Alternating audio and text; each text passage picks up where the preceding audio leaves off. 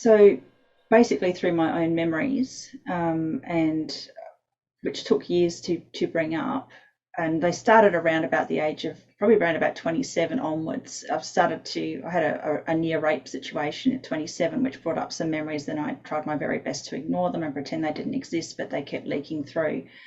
And by the time I was around 30, 33, the memories were coming up consistently and I couldn't ignore them anymore.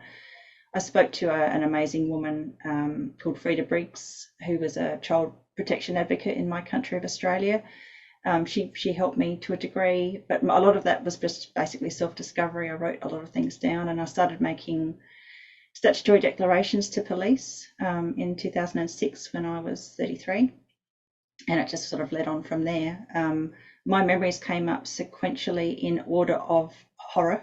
So the worst ones came up last, and they tended to be the ones that were the most shame driven, particularly the MK Ultra ones were the ones that I found most difficult to deal with.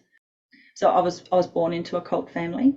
So my father is a Freemason, Satanist, Rosicrucian, and he was also an ASIO operative. So ASIO in my country of Australia is the equivalent of the MI6 or CIA. So they're intelligence operatives. He had an old brick kiln turned telecommunications bunker under the shed of our property where I grew up, and he had Morse code and other equipment down there where he would communicate with people. They led to tunnels. Those tunnels led to other bunkers in the area and other underground kilns that had been turned into cold stores and then turned into World War II bunkers in a mandate in 1938. And so I was abused and trafficked through those tunnels to those places as well. So I basically just was born into it and there was no escape.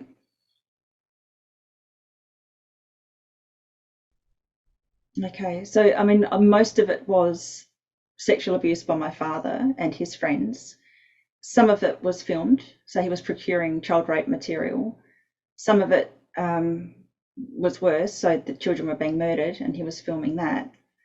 Um, some of the abuse included rituals. There were rituals in forest areas, which I assume was a national park. They were underground, in tunnels, and in various areas too, not just the tunnels that led from my home, but further afield, in people's basements, even in my backyard where I grew up. It happened there as well.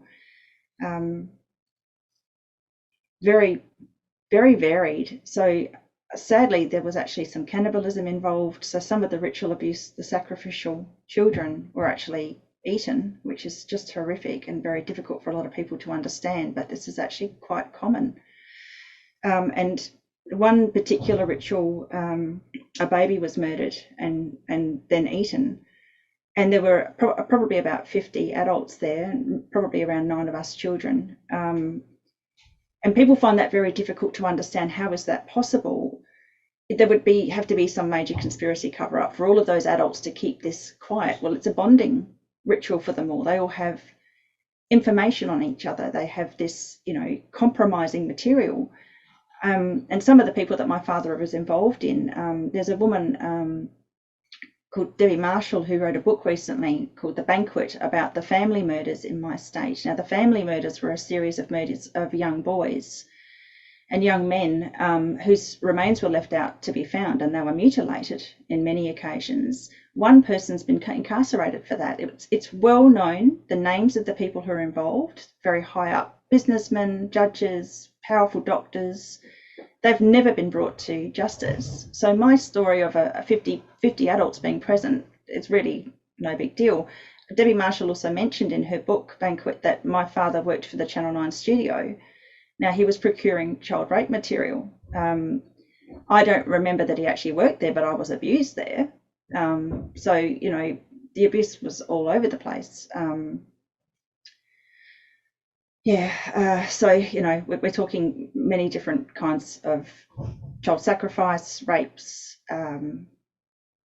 dismemberment of children afterwards, and cannibalism. Doesn't get much worse than that.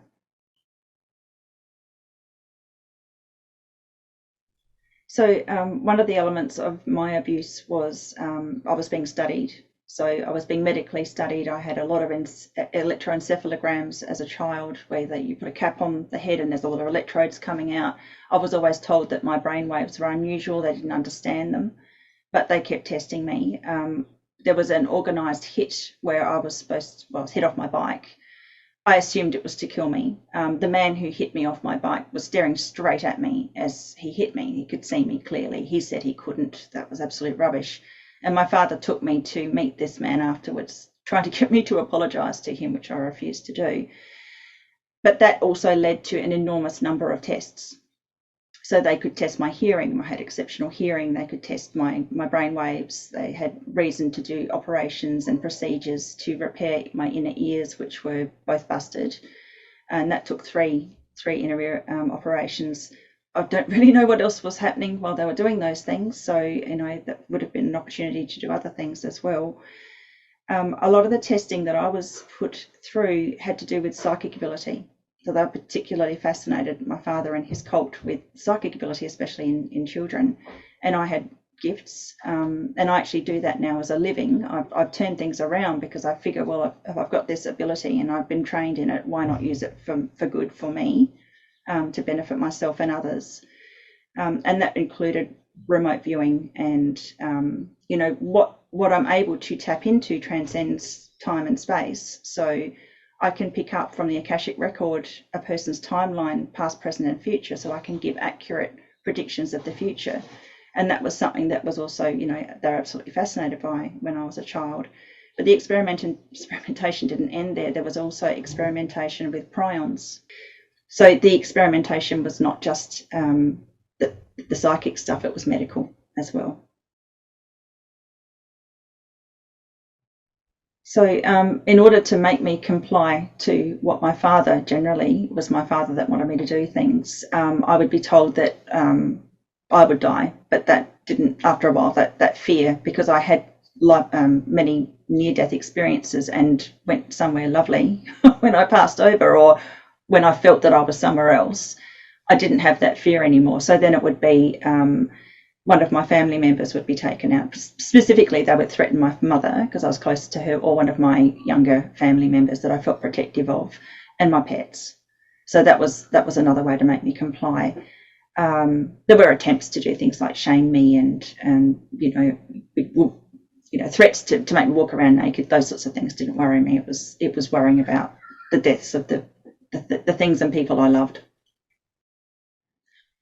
I don't have signs of DID specifically. I did, up until recently, have an alter that would come through that was very childlike when I had to face authority, and that was very irritating. And I've managed to integrate or have some control over that now. That doesn't occur anymore. There is also another alter that was like, I would describe as possibly a super soldier alter, perhaps, something that they were trying to bring out in me that I also have complete control over at this point. I don't know. I'm not aware of many other alters. I think for some reason it wasn't successful. Perhaps they're still there, and I haven't discovered them yet. But there's only my front personality and the other two alters that I'm aware of.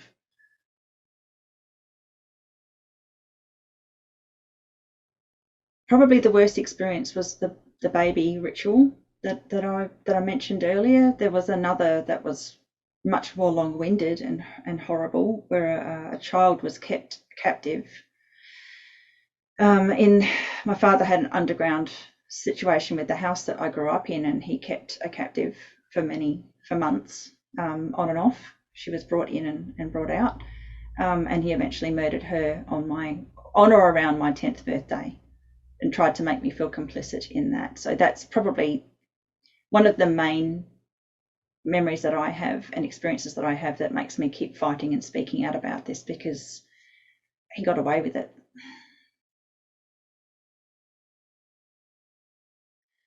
So if there was one thing that I wanted to share, it would basically be we need to get this information out there, because children are still being abused. And while we, a lot of survivors find it very difficult to speak out. One of the main reasons why I continue to speak out is because I know this is still happening to children. I know authorities, most of the governments in the world are run by controlled people who've been compromised, whether they are pedophiles or not pedophiles, have been compromised in some way with children. And that's why they've got the positions that they have. And so if we can bring this to light, there's a very good chance that we can stop it from happening. We can protect the children that are still going through the nightmare. And all we really need, as I mentioned before, there's an amazing woman, an advocate for children called Frida Briggs, who's now passed away. And one of the things that she said to me was that we just need one generation of children that don't get sexually abused, and we could pretty much stop the whole scourge of pedophilia, because a lot of pedophiles are created through child abuse.